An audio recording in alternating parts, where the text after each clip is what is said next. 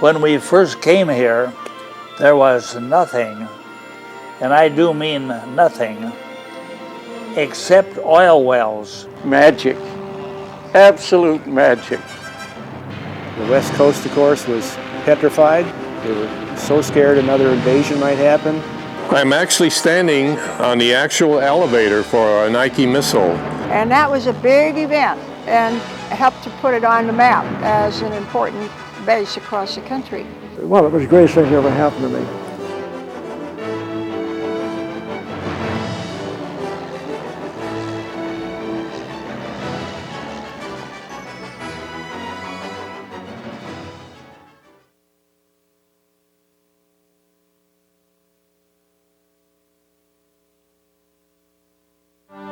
The year was 1941. War raged throughout Europe and Asia, and many Americans feared that we too would be pulled into the fray.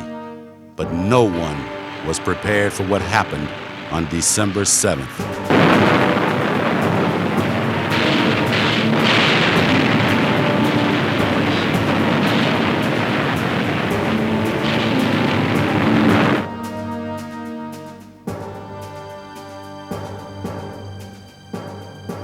18 months earlier, President Franklin D. Roosevelt had transferred the United States fleet to Pearl Harbor in an effort to deter Japanese aggression. Now, the U.S., unprepared and considerably weakened, was abruptly pulled into the Second World War. When Pearl Harbor was hit, the whole nation was shocked. All we could think about was getting in to the war as quickly as possible and getting it over as soon as possible. And a little town called Torrance, California, located on the Pacific coast just 20 miles south of Los Angeles, found itself playing a role in that very effort with the construction of an Army airfield. The West Coast, of course, was petrified. They were so scared another invasion might happen. Congress provided money to build roads and gun emplacements and airfields. And I think all told about 64 airfields were built, either built or taken over by the Army Air Force, Army Air Corps at the time. And this was one of them. They called it the Lomita Flight Strip. The first question I always get is, Lomita, aren't we in Torrance?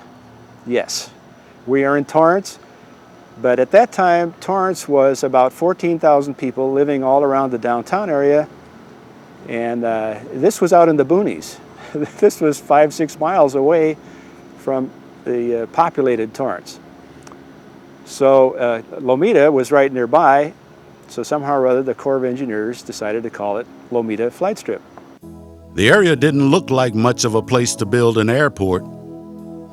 There were open fields all the way over here. In fact, this was good soil because it was kind of a lake bed.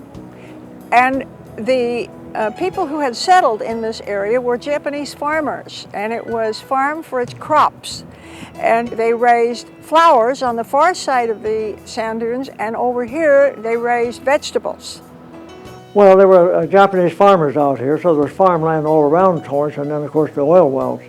And the oil wells had to use water to cool something with, and they had big tanks of warm water, so that was our swimming pool. The choice of location did seem unusual at first. It was noted because of the PV Peninsula that it was very shielded from the winds and that kind of thing. The weather was good. So federal funds were provided to build an airstrip. And the work of converting 490 acres of dirt and agricultural plots into a full-scale military base began.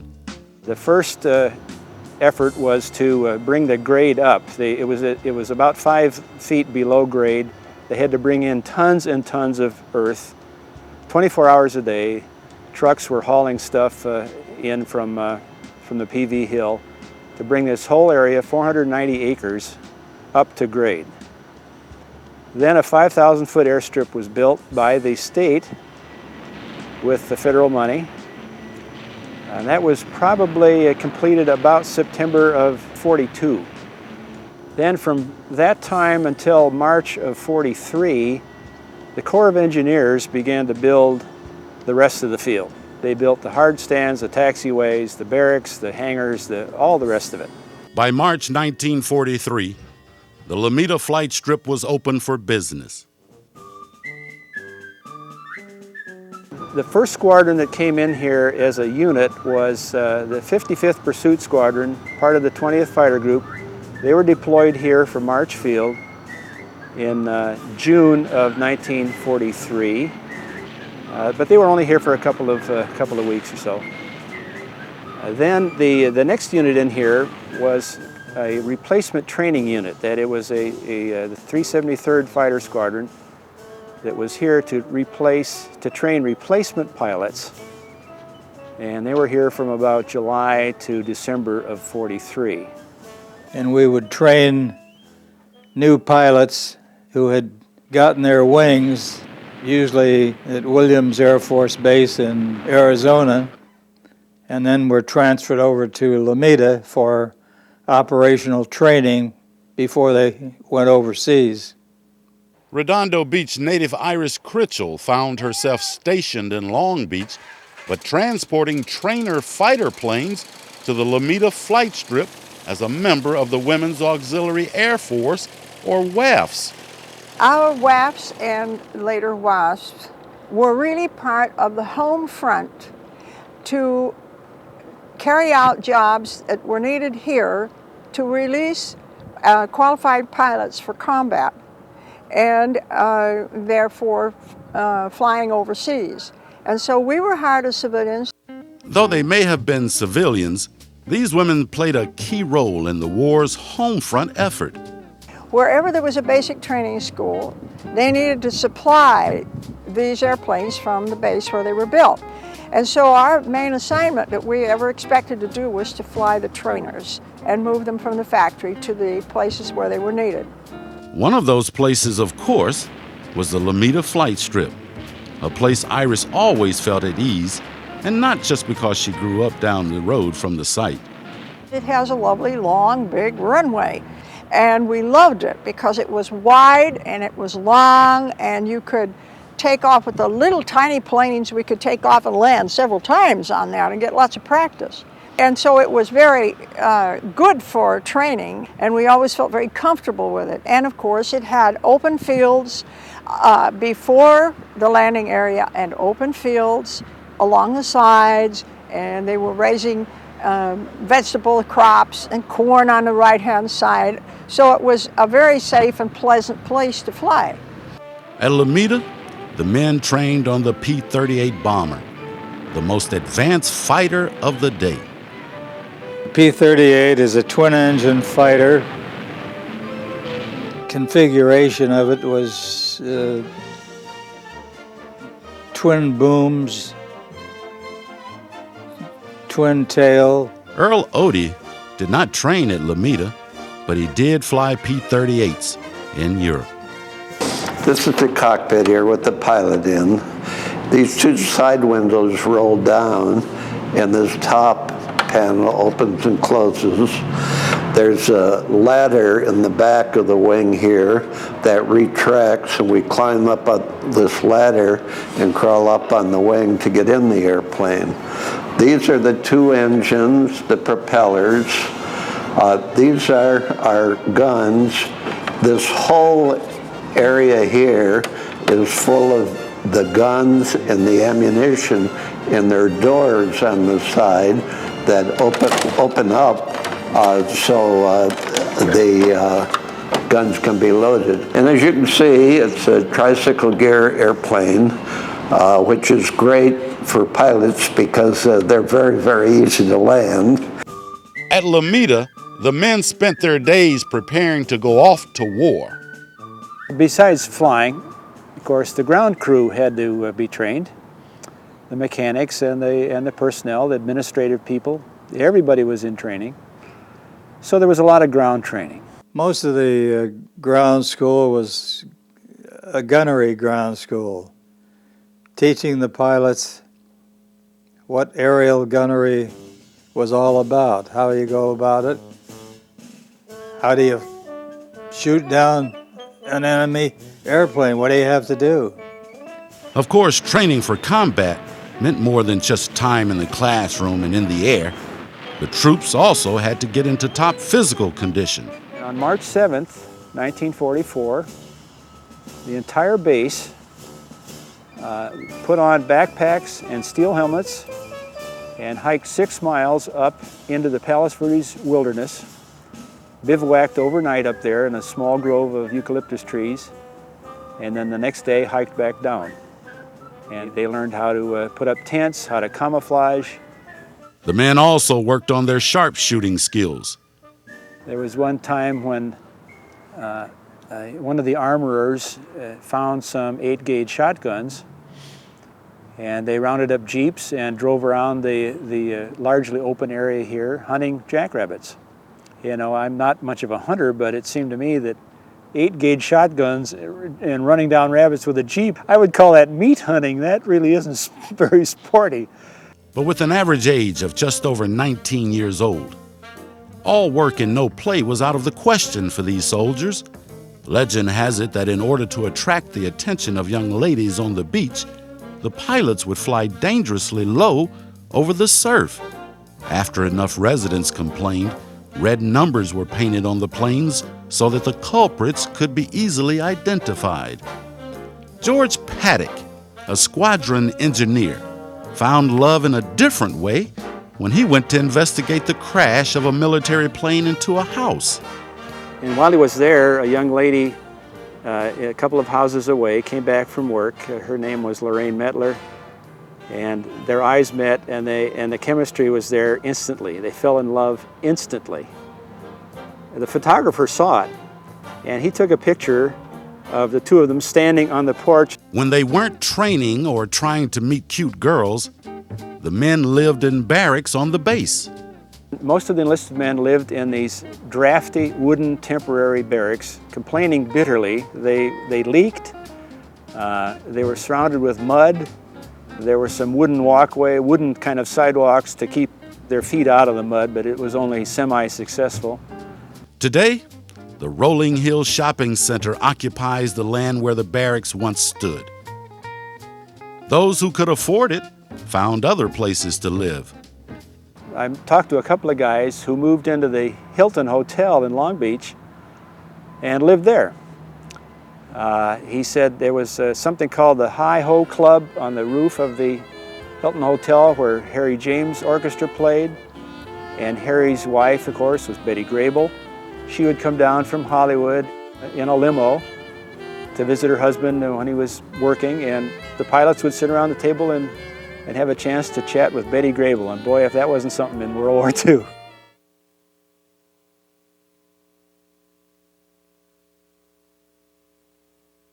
Though Hollywood was right up the street, the most famous person in Torrance may have been a young man named Louis Zamperini. Who was Louis Zamperini? Well, he was an interesting fella. His family moved out here when he was a young boy and lived on Gramercy Street, just south of old downtown. Lou was in trouble constantly. He was one of these kids that just misbehaved constantly. Well, of course, the Torrance police were always after me. And like my brother said, when the police car went south, I went north. But 9 chances out of 10, they figured out it was me. One day, I think the thought occurred, why don't we put this kid on the track team or get him to run off some of this energy? So he joined the Torrance High School track team. And the first track meet I ran, I came in last. I didn't care about winning, I just ran, and that was it. And then we had our first real meet against Narbonne, our enemy. And I'm in a 660-yard run. And coming down the home stretch, they had 3 runners, all ahead of me. And 2 had already finished. The third guy and I were heading for the tape. And I wasn't inspired to pass him until the kids in the grandstand were hollering, come on, Louis, from my hometown, my school. And I had no idea that anybody even knew my name. And that did it. I got inspired and I passed him and, came in third. but that tasted pretty good. Lou was hooked and decided to dedicate himself to becoming a serious athlete. And I trained hard, and I began to win. And win, and win. In fact, Lou won a spot on the U.S. team of the 1936 Berlin Olympics, capturing the attention of fans back home and at least one well-known German. I was the first American to finish the 5,000 meters. I was way behind the last lap. What I actually did, I sprinted the whole last lap, caught the leaders, but still came in 8th place. But seeing a person gain that much yardage was pretty exciting to the audience. And so Hitler saw it. I was invited over to meet Hitler, shook his hand, and all he said was, "The boy with the fast finish."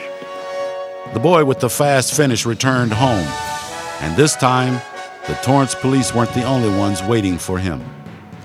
Well, everything was a shocker to me. I got off the train, and the city of Torrance was there to greet me, and everybody was in the square in front of the old PE depot, and I was so embarrassed. It was terrible. And I had to say a few words, and then that was it. But every single person in town was there, including a friend of mine's mother who was in a wheelchair. And I thought that was, probably one of the greatest things that ever happened to me. With his local celebrity status safely intact, Lou enrolled at USC. But upon graduation, he found the world was becoming a very different place. And by 1942, America was fully involved in World War II, and Lou signed up with the Army Air Corps, eventually being stationed in Hawaii.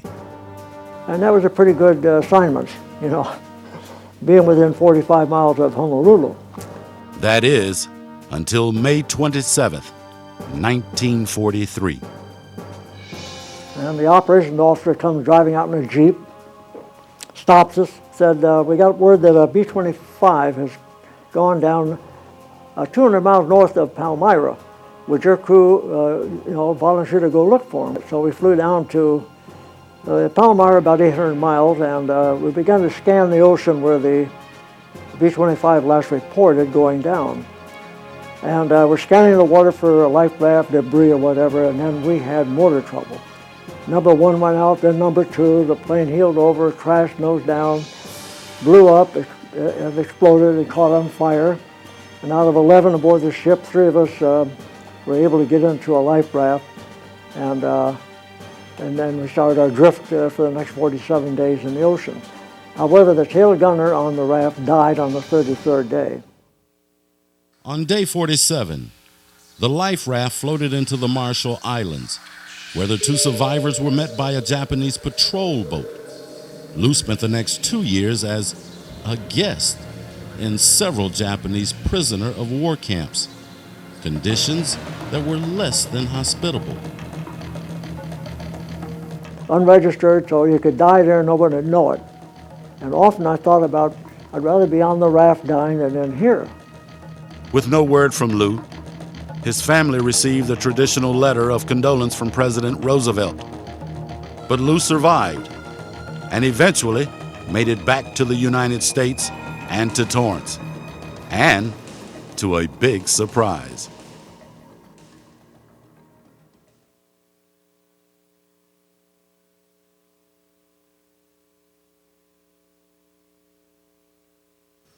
Well aware that Lou had been listed as deceased, the Japanese government decided to ask the POW to make a radio broadcast announcing he was alive in 1945. But it was so static that the government wouldn't accept it as me. But my family felt, even though they couldn't understand through the static, my sister wrote a letter to me on, I forget what they call it, the government mail. And it actually got to me in the slave labor camp. And she said, "If you're alive, you can read this. The city of Torrance has named the airport Zamperini Field." And that was in 1945, summer. The war's not over. But when I got home, again, the city had a banquet for me. I felt kind of sheepish because there were a lot of my buddies that didn't come home alive. The word got out that in Torrance that Lou was okay. he'd be coming home, and of course the city just went crazy. They planned a huge welcome home, a ticker tape parade kind of thing. And that's just what Lou got. The date was December 7th, 1946, the 5th anniversary of Pearl Harbor and the beginning of the U.S. involvement in World War II, the perfect way to celebrate its end. Okay, so they had an Academy Award actress down here, and guys from the studios. They had officers from Washington to come out here. So they did a double duty. They dedicated the field to Torrance and also named it Zamperini Field. The stage was brought in, an elevated platform thing. There was a podium. There were chairs arranged on both sides of the podium for the dignitaries and the Zamperini family and so forth. Lou was here, his wife, his parents were sitting on, it would be stage right. His brother Pete and other dignitaries were strung out along stage left. Martha Walker, who was a Hollywood actress, was here. And it was a big deal. It made the front pages of the papers. But really all that happened was the city was getting permission to use the flight strip. Which led to another bit of confusion. Unfortunately, at that time, nobody bothered to tell the FAA that we were calling it Zamperini Field, so it never stuck. People began calling it the Torrance Airport, or the Torrance Municipal Airport, or something. Which is just what the FAA thought it was called, leading to several false attempts to set things straight. So then the pilots from the field here drew up a new resolution and asked that it be named Zamperini Field, Torrance Municipal Airport. And this time they brought in the FAA, made it legal. It was only, fairly recently, meaning in the last 10 years or so, I don't have the exact date, when the field was officially, meaning FAA records, dubbed Zamperini Field. And the monument was done out here at the entrance.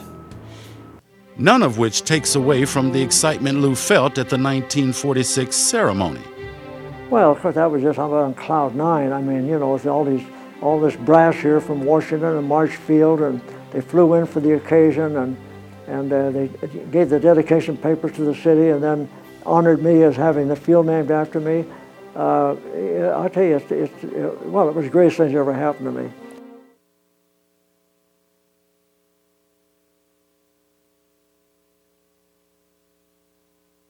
With the war over, America and Torrance went about the process of rebuilding.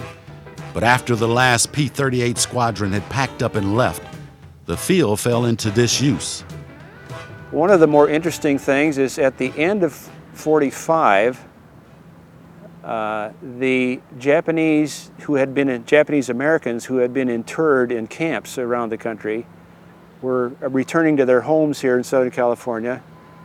They moved in 85 trailers for that purpose, and the returnees were housed here in barracks and the administrative buildings and the mess halls and stuff, and plus these trailers.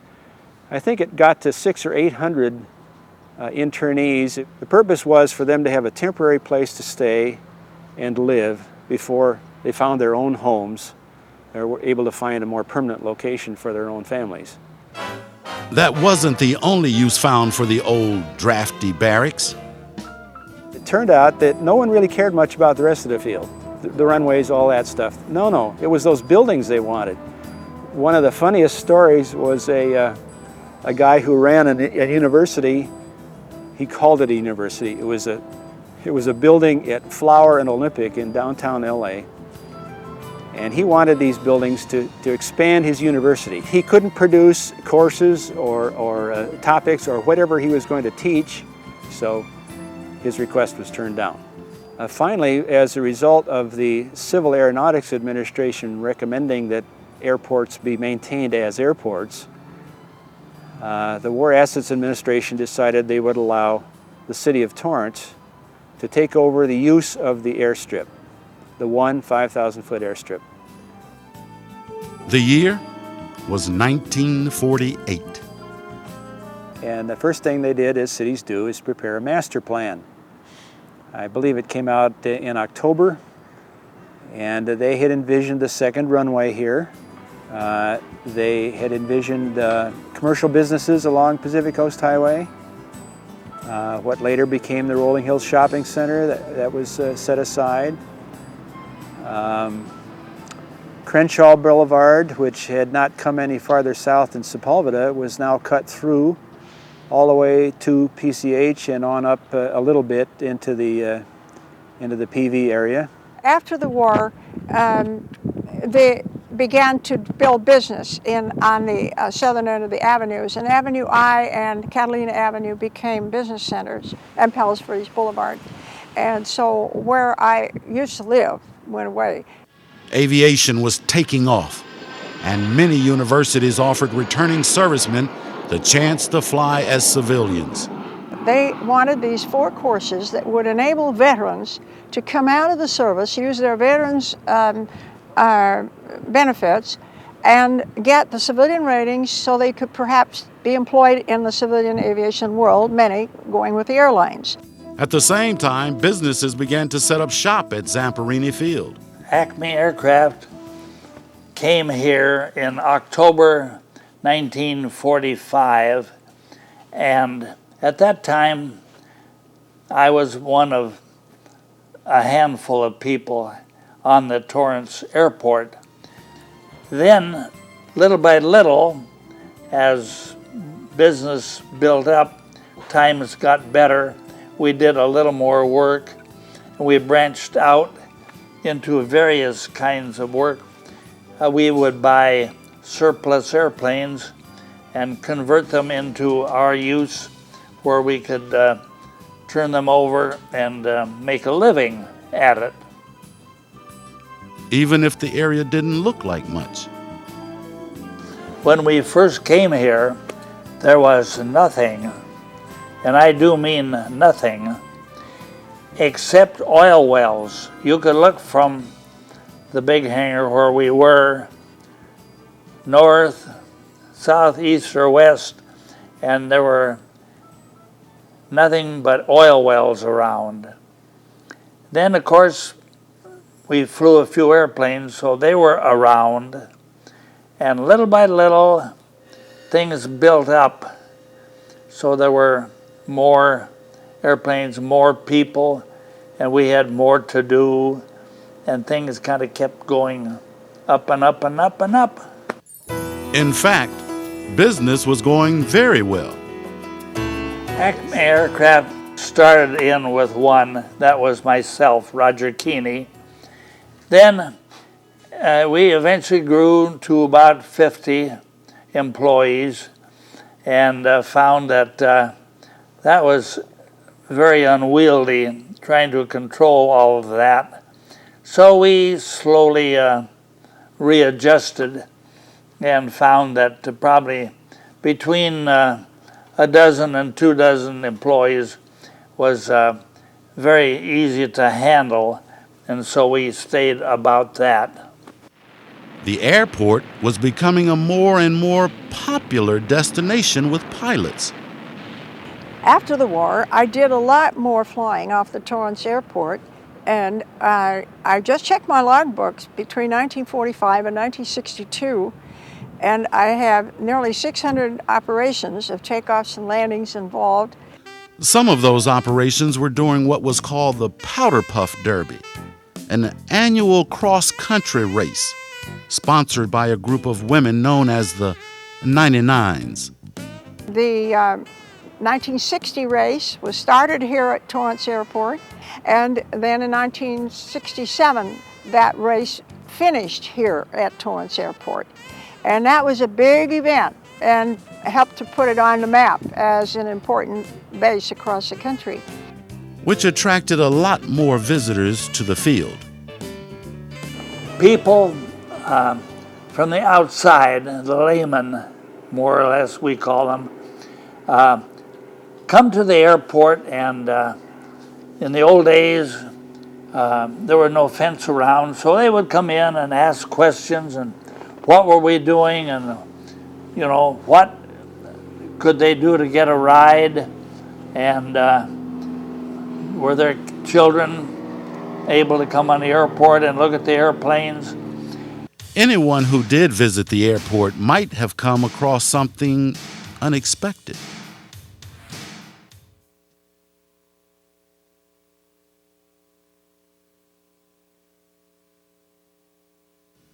World War II was long over, but by the mid-1950s, the United States found itself fighting a different battle, the Cold War.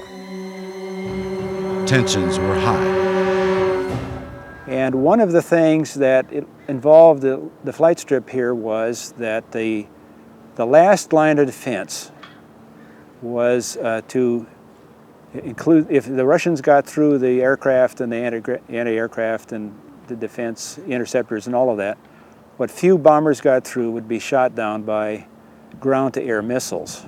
They started with a conventional missile called the Nike Ajax, carried high explosive warhead, and I think there were 16 Nike sites built around the Los Angeles area, including one right here at the eastern end of the airport, right next to Crenshaw Boulevard. Most people don't realize it was there, but it was. Bob Avakian was a chief warrant officer with the National Guard whose job it was to help maintain the equipment at what was known as LA-57, an active site from 1956 to 1963. And we have 3 pits that hold missiles.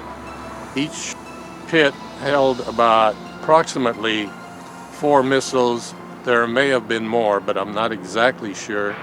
And they had 4 launchers on top. One was on the elevator, and the missiles were stored down below. And when they did have to bring them up, they would bring them up one at a time and move them over to each launcher. So by the time that last missile came up, the launcher came up, the missiles were all in the vertical position ready to be fired. If a plane was detected coming in and it was not a friend, then the sites would get the alert, and of course they would raise the missiles up ready to fire, and if it happened, they would give the command to fire and they would fire.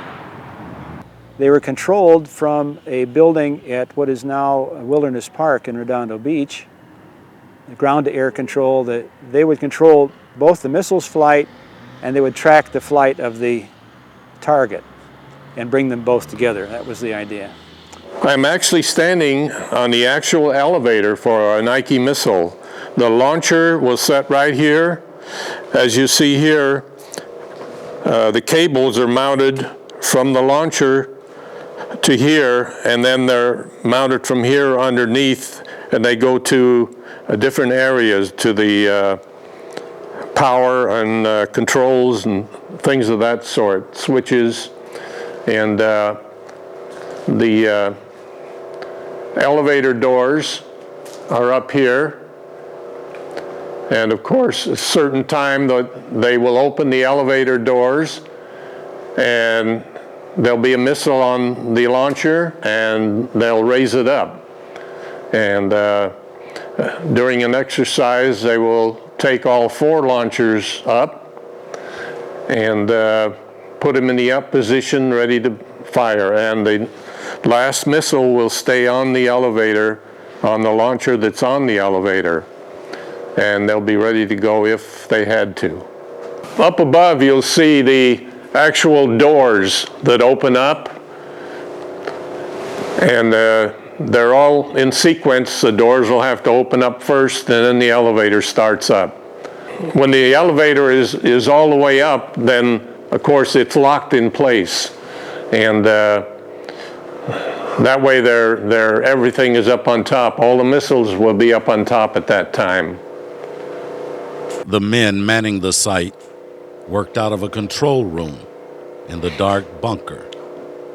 A control console was here that they would perform a lot of their tests, and they could actually operate a missile from this location. And also there was a trailer about 800 feet away that they could operate the missile from there also. These are the pipes that the cables came up from, the launchers and possibly the elevator. And you can see here there's 2, 4, 6, 8 pipes where cables went to the different launchers and elevator and whatever. And they all came down to a console that they operated the missiles. They could raise them from here and perform different tests also. Tests which were potentially very hazardous. A special door protected the men from undue harm. And it's a heavy door. And in case, if they do have an exercise, or in case they did have to fire a missile, they would close the doors and protect themselves in case of any type of explosion. Thankfully, the threat of a Soviet attack was just that, a threat. To my knowledge, there were no missiles launched from this site. To my knowledge, none of them were ever fired, and there were no Russian bombers, thankfully, that we had to shoot at.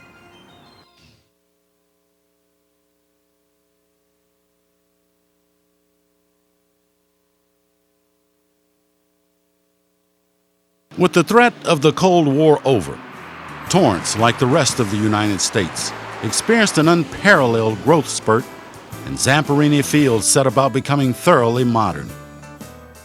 There were some of the old World War II type hangars still in existence, and back at that time, and those have pretty much all been removed now.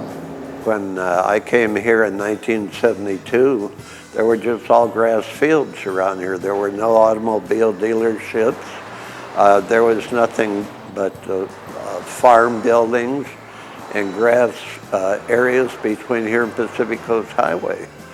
So the biggest changes have been around the airport. The field began to grow and businesses began to prosper along PCH. As most people know, there are a lot of car dealerships there now. And that the city's profited, of course, because of sales tax on the cars and the rental of the land where the car dealerships are built. General aviation began to prosper here. A new control tower was built in 1963, 5-story control tower.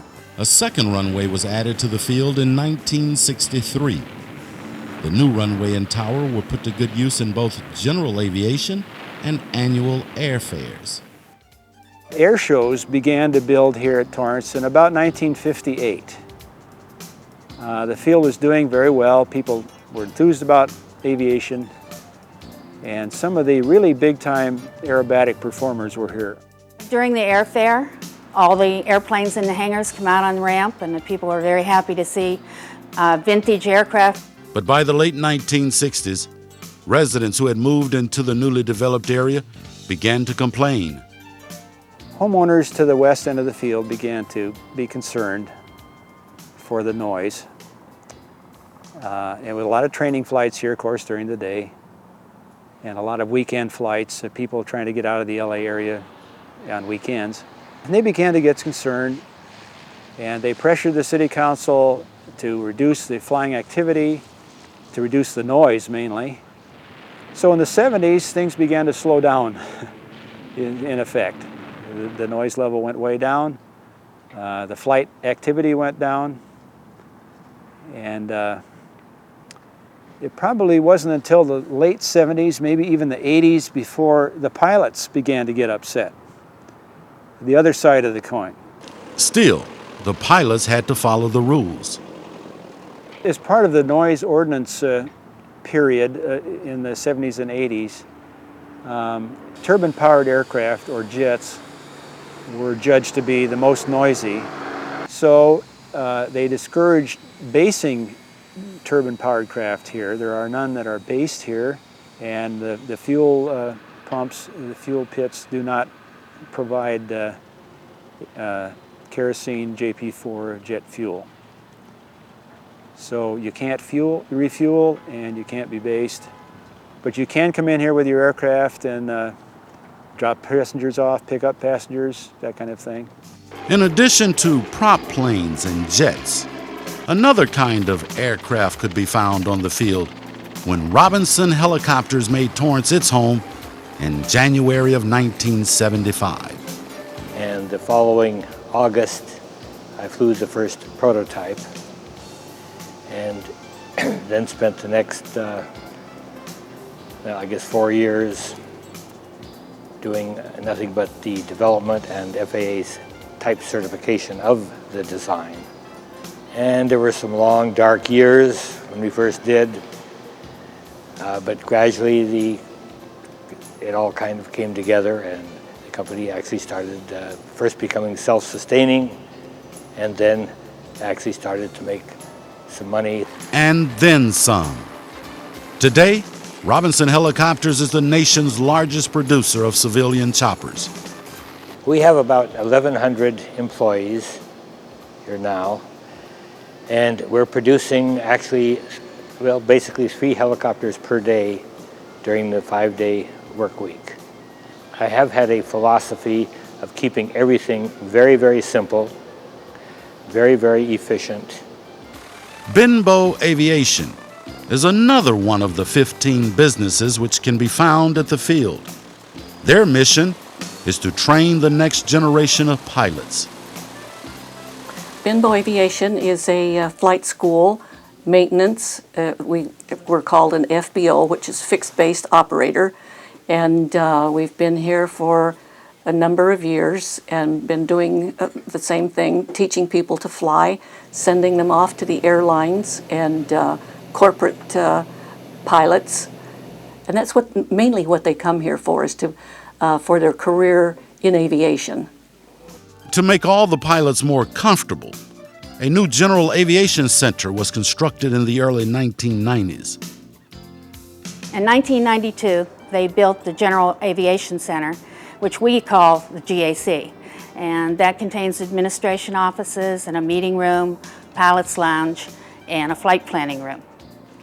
What some of the pilots might not be planning on is sharing the runway with a family of foxes. Oh, the foxes are wonderful at Torrance Airport.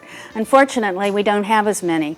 We used to have, 50 to 60 foxes out here, and now we only have about 10. We usually see them in the late afternoon. They'll be laying out in the dirt when you taxi off the runway and onto the ramp. And they snooze there in the hot sun and lay around. And they're out quite a bit, and we enjoy looking at them, and they don't seem to mind the airplanes or the noise or anything, because they come quite close to the run-up area. These days, the foxes have less runway traffic to contend with than they used to. Today at Torrance Airport, we have approximately 179,000 takeoffs and landings a year, which we call operations. And this is a lot less than what we have had, say, 10 years ago due to rising costs of fuel, insurance, maintenance, pilot supplies. Everything went up. And that causes people in general aviation to not fly as much as they used to. Ralph Martin plans to change that and to revitalize aviation at Zamperini Field. Torrance Flight Park is a company that I put together to develop a series of aeronautical buildings at the Torrance Airport. They'll contain a continuation of the hangar project, because we badly need good hangars here for all the wonderful airplanes that are around. But it's the people who set the place apart. Well, this airport is a treasure trove. Believe me, it's a treasure trove. There's all kinds of skills, professions, and all of them that are here undoubtedly have a love for aviation. What makes the Torrance Airport unique is the people. There is a great camaraderie, especially in the East Tees. People interact with one another, they help one another, and it's just a great airport. This is a very social airport. It doesn't stop with when you shut the airplane down. Then it's time to party if you're inclined to do that.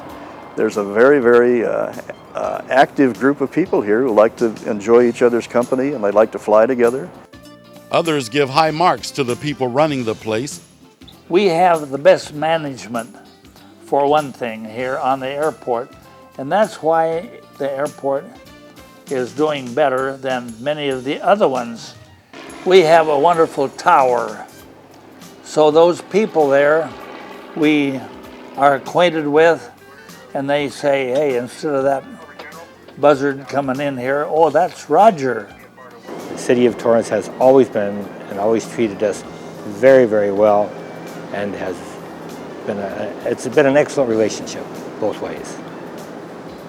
I think they recognize and we recognize there's a common interest here to do a good thing for the community and the larger South Bay region. Actually, this airport is could be and is becoming a gold mine for the city.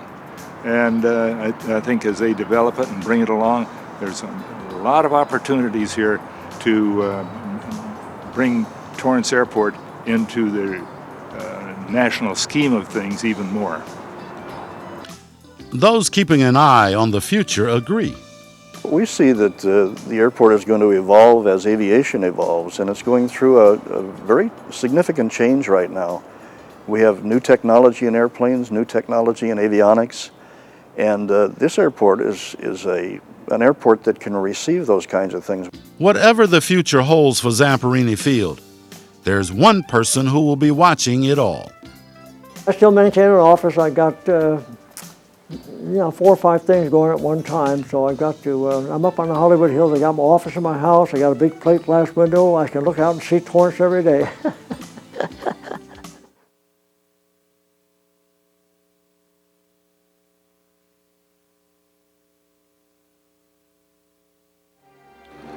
Plans for development aside, the simple truth is that Zamperini Field will continue to grow because ever since Orville and Wilbur took off at Kitty Hawk, people have been in love with flying. Flying means many different things to different people, but they all come together, I believe, in the perspective that it gives you, because you can look down on the world and you can look up in the sky and you're part of the sky. Something about being above the clouds and being free. You have a sense of freedom when you're flying. The only way I can describe it is that it's like nothing else. The scenery, the clouds, the ocean, and the ground and everything, that's a big attraction, I think. Well, for me, flying is a challenge and a thrill at the same time.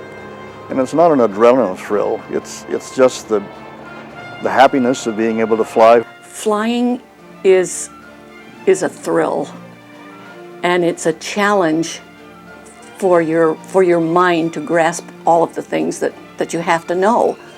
And you take it step by step by step, and the more steps that you take in learning to fly, the more excited you get. Oh, that's easy to answer. I'm not a religious man, but if you fly, you can go way up high and sing "Near My God to Thee" and really mean it. Magic, absolute magic. You can't imagine. I get emotional.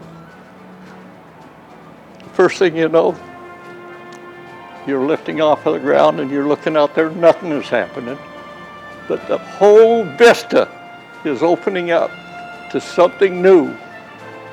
You see things in a different display than you ever saw them before.